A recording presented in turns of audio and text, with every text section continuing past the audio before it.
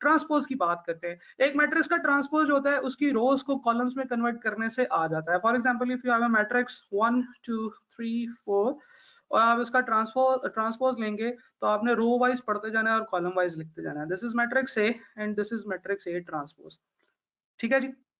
तो किसी भी मैट्रिक्स का ट्रांसपोज लेना हो तो आप सिंपल उसकी रो वाइज पढ़ते जाएं और उसको कॉलम्स में कन्वर्ट करते चले जाएं। मैट्रिक्स के ट्रांसपोज की बड़ी मजे मजे की प्रॉपर्टीज होती हैं जो आप लोगों ने गौर से देख लेनी है। किसी एक मैट्रिक्स का ट्रांसपोज लें और उसका दोबारा ट्रांसपोज ले लें तो आप सेम उसी मैट्रिक्स पे पहुंच जाएंगे जो पहले था। नंबर 1। नंबर 2, दो मैट्रिक्स आपस में मल्टीप्लाई हो रहे हैं, उनको आपस में मल्टीप्लाई करके उनका ट्रांसपोज ले लें तो वही आंसर आता है जो मैट्रिक्स बी का transpose multiply by matrix A का ट्रांसपोज करने से आता है। If and only if A into B and B into A ये वाली सारी चीजें पॉसिबल हैं तो।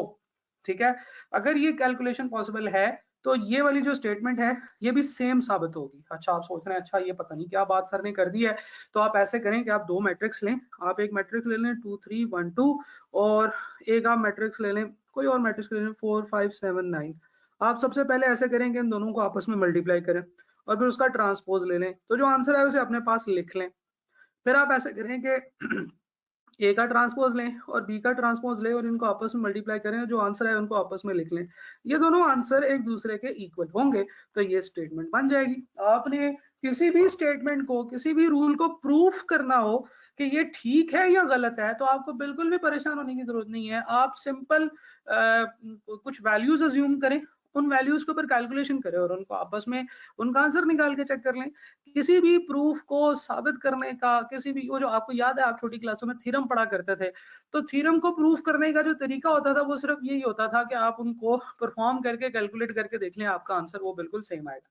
ठीक है जी। Similarly there is another statement कि a प्लस बी का transpose is equal to a transpose plus b transpose. किसी मैट्रिक्स का ट्रांसपोज लेके इनवर्स ले लें या इनवर्स लेके ट्रांसपोज ले लें, आंसर बिल्कुल सेम आएगा। ठीक है जी। और ये जो प्रॉपर्टी है ये है तो डिटर्मिनेंट की प्रॉपर्टी, तो हम डिटर्मिनेंट जब पढ़ेंगे तो उस वक्त मैं ये प्रॉपर्टी वहां पे टाइप कर दूंगा, आपको वहां पे दिखा दूंगा। ये प्रॉपर्टी गलती से यहाँ पे लिख दी गई है, ये डिटर्मिनेंट की प्रॉपर्टी। अच्छा, transpose of a row matrix is a column matrix. ठीक है जी। And vice versa. आपको पता है रो मैट्रिक्स क्या होता है? जिसमें एक रो होती है और जितने मर्जी कॉलम्स होते हैं। और कॉलम मैट्रिक्स क्या होता है? जिसमें जितने मर्जी कॉलम रोज होती है और लेकिन सिर्फ एक कॉलम होता है। ये इनका ऑर्डर है। ठीक है जी। एन लिख दूं मैं यहाँ पे या एक्स लिख दूं, ये रिप्रेजेंट कर रहा है कि जितने मर्जी नंबर्स हो सकते हैं यहाँ पे। तो रो मैट्रिक्स का ट्रांसपोज लेंगे तो वो कॉलम मैट्रिक्स बन जाएगा, कॉलम मैट्रिक्स का ट्रांसपोज लेंगे तो वो रो मैट्रिक्स बन जाएगा। एक स्क्वायर मैट्रिक्स का ट्रांसपोज हमेशा एक स्क्वायर मैट्रिक्स ही रहेगा। और एक और चीज बड़ी मजे की है वो ये है कि प्राइमरी डायगोनल की अगर हम बात करें तो मैट्रिक्स के अंदर प्राइमरी डायगोनल की पोजीशन चेंज नहीं होती है जब हम लोग उसका ट्रांसपोज लेते हैं। तो एग्जामिनर आपसे पूछ सकता है बताएं वो कौन से एलिमेंट्स हैं जिनकी पोजीशन चेंज नहीं होती जब हम ट्रांसपोज लेते हैं। तो हम कहेंगे कि वो एलिमेंट्स जो कि प्राइमरी डायगोनल पे फॉल करते हैं उनकी जो पोजीशन है वो चेंज नहीं होती जब हम ट्रांसपोज लेते हैं। ठीक है जी। तो ये ट्रांसपोज की कुछ प्रॉपर्टीज थी जो हम लोगों ने डिस्कस की।